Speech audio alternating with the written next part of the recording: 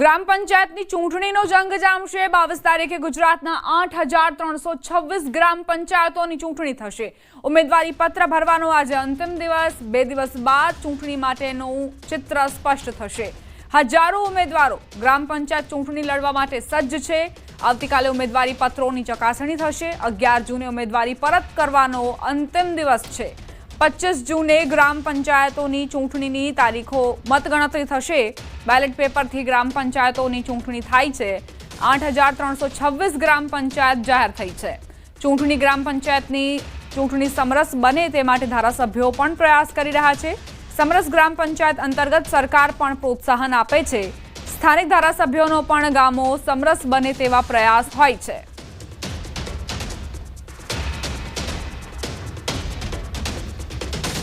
સંવાદદાતા ગૌતમ જોડાઈ ગયા છે વધુ જાણકારી સાથે। ગૌતમ, ગ્રામ પંચાયતની ચૂંટણીને લઈને આજે ઉમેદવારી નોંધાવવાનો અંતિમ દિવસ હતો, શું જાણકારી?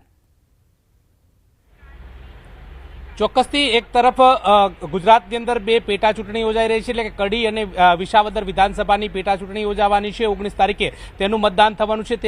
તેની વચ્ચે ગુજરાતની અંદર જે રાજ્ય ચૂંટણી પંચ દ્વારા જે મહત્વની જાહેરાત કરવામાં આવી હતી ને તે અંતર્ગતની વાત કરીએ તો ગુજરાતના 8300 જેટલા જે ગામડાઓ જે છે તેમાં ગ્રામ પંચાયતની ચૂંટણી જે છે તે થવાની છે।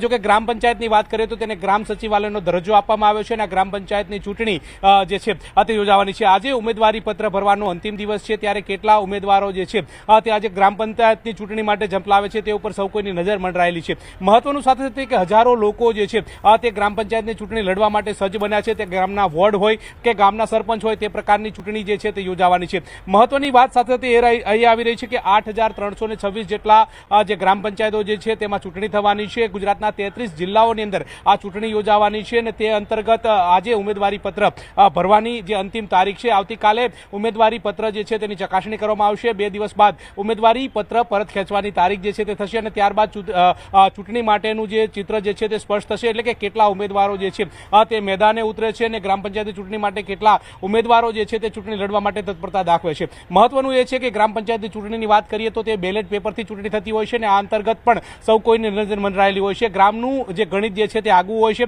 ગામની અંદર સરપંચની ચૂંટણી જે છે તે ગામની અંદર યોજાય નહીં તે માટે થઈને સમરસ ગ્રામ પંચાયત જે છે તે પણ યોજાતી હોય છે। તે અંતર્ગત ધારાસભ્ય હોય, સંસદ સભ્ય હોય તે પોતાના મત વિસ્તારની અંદર આવતા ગામો જે છે તે સમરસ ગ્રામ પંચાયત બને તે પ્રકારના પણ પ્રયાસ કરતા હોય છે। જો સમરસ ગ્રામ પંચાયત બને તો તેને સરકાર દ્વારા પણ પ્રોત્સાહન આપવામાં આવતું હોય છે, જેમાં 5000થી પણ વધારે મતદારો હોય તો તેમાં પ્રથમ વખત સમરસ બને તો 3 લાખની ગ્રાન્ટ વિશેષ સ્વરૂપે આપવામાં આવતી હોય છે, તો બીજી વખત બને તો 5 લાખની હોય છે, ત્યારબાદ 7 લાખ સુધીની પણ હોય છે। એટલે આમ કે જે ગ્રામો સમરસ બનતા હોય છે તેને પ્રોત્સાહન આપવામાં આવતું હોય છે।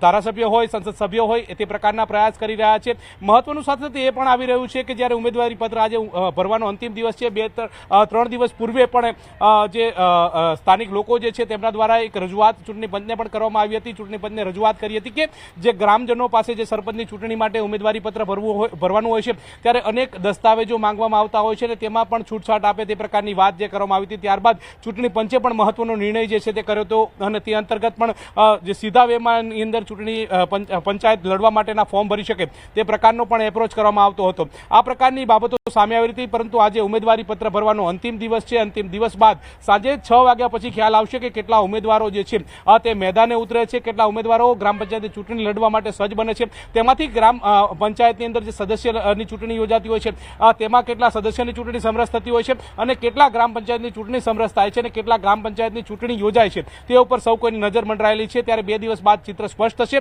અને ત્યારબાદ ખ્યાલ આવશે કે કેટલા ગ્રામ પંચાયતની અંદર જે ચૂંટણી યોજાય છે। પરંતુ અત્યારે હાલ તો કહી શકાય કે જે આંકડો મળી રહ્યો છે તે અનુસંધાને 8326 ગામો જે છે કે જેમાં ગુજરાતના ગ્રામ પંચાયતની ચૂંટણી યોજાવાની છે। જી ગૌતમ, આપ જોડાયેલા રહેજો અમારી સાથે। કડી વિધાનસભા ચૂંટણીમાં ભાજપે ભંગાણ પાડ્યું। આખું ગામ આજે ભાજપમાં જોડાશે। કડી તાલુકાનું કૌયલ ગામ ભાજપમાં જોડાવાની જાણકારી। ભાજપના પ્રદેશ પ્રમુખ CR પાટીલની અધ્યક્ષતામાં ભાજપમાં આખું ગામ જોડાશે। કૈયલ ગામનું 1500નું વોટિંગ છે અને તે તમામ ભાજપમાં ભળશે। સંવાદદાતા ગૌતમ અમારી સાથે જોડાયેલા છે। ગૌતમ, કડી તાલુકાનું કૌયલ ગામ જે આખું ગામ ભાજપમાં જોડાવાની જાણકારી છે, શું વિગત તેને લઈને? ચોક્કસથી બે વિધાનસભાની પેટા ચૂંટણી યોજાઈ રહી છે, જે અંતર્ગત કડી વિધાનસભાની પેટા ચૂંટણી પણ યોજાવાની છે. અનુસૂચિત જાતિ સમુદાયની આ બેઠક છે અને આ બેઠકની અંદર ચૂંટણી જે છે તે યોજાવાની છે. તે અંતર્ગત મહત્વના સમાચાર એ પ્રાપ્ત થઈ રહ્યા છે કે ભારતીય જનતા પાર્ટી જે છે તે આ બેઠક વર્ષોથી જીતતી આવી છે. ભારતીય જનતા પાર્ટીનો ગઢ છે અને ગઢ જળવાઈ રહે તે માટેના પ્રયાસ કરવામાં આવી રહ્યા છે. જો કે ત્રિપાખીયો જંગ પેટા ચૂંટણીની અંદર પણ જોવા મળી રહ્યો છે કે ભારતીય જનતા પાર્ટીએ રાજેન્દ્ર જે ચાવડા જે છે તેને મેદાને ઉતાર્યા છે. રમેશ ચાવડા જે છે તે કોંગ્રેસ તરફથી મેદાને છે અને જગદીશ ચાવડા જે છે તે આમ આદમી પાર્ટીના ઉમેદવાર છે. ત્રણેય વચ્ચે હરીફાઈ જે છે તે પૂરજોશની અંદર ચાલી રહી છે, પરંતુ ભાજપ જે છે તે મજબૂત રીતે બેટિંગ કરતી હોય તે પ્રકારે પેટા ચૂંટણીની અંદર લાગી રહ્યું છે. કારણ કે આજે ભાજપના પ્રદેશ પ્રમુખ સી.આર. પાટીલ જે છે તે પણ કડીની મુલાકાતે છે. કડીની અંદર માર્કેટ યાર્ડ આવેલું છે, ત્યાં જંગી સભા જે છે તેને સંબોધન કરવાના છે. તેમાં મોટી સંખ્યાની અંદર લોકો પણ ઉપસ્થિત રહેવાના છે તે પ્રકારની વાત સામે આવી રહી છે. તે અંતર્ગતની મહત્વના સમાચાર એ કહી શકાય કે કૈયલ ગામ જે છે તે કડી વિધાનસભા વિસ્તારની અંદર આવે છે અને તેનું સમગ્ર ગામનું સમર્થન જે છે તે ભારતીય જનતા પાર્ટીને મળી રહ્યું છે. એટલે કે પ્રત્યેક ગામનો વ્યક્તિ જે છે તે આજે આ સભાની અંદર ઉપસ્થિત રહેવાનો છે અને પ્રદેશ પ્રમુખ સી.આર. પાટીલને સમર્થન આપશે તે પ્રકારના એંધાણ વર્તાઈ રહ્યા છે. 1500ની વોટિંગ ધરાવતું આ ગામ છે અને સીધું જે તેને સપોર્ટ કરે તે પ્રકારની વાત સામે આવી રહી છે. એટલે કે આખું ગામ જે છે તે ભારતીય જનતા પાર્ટીના સમર્થનમાં આવશે તે પ્રકારની વાત છે. એટલે કે ચૂંટણી પહેલા જ ભારતીય જનતા પાર્ટીએ ભંગાણની શરૂઆત કરી દીધી છે અને આ ભંગાણ જે છે તે કૈયલ ગામમાંથી જોવા મળી રહ્યું છે અને કૈયલ ગામના 1500 જેટલા મતદારો જે છે તે ભારતીય જનતા પાર્ટીને સમર્થન કરશે તે પ્રકારની વાત સામે આવી છે. અને આજે સાંજે સભા જે છે તે યોજાવાની છે અને તેમાં સમર્થન પણ કરવાના છે તે પ્રકારના એંધાણ વર્તાઈ રહ્યા છે. જી આભાર ગૌતમ, જાણકારી આપવા માટે.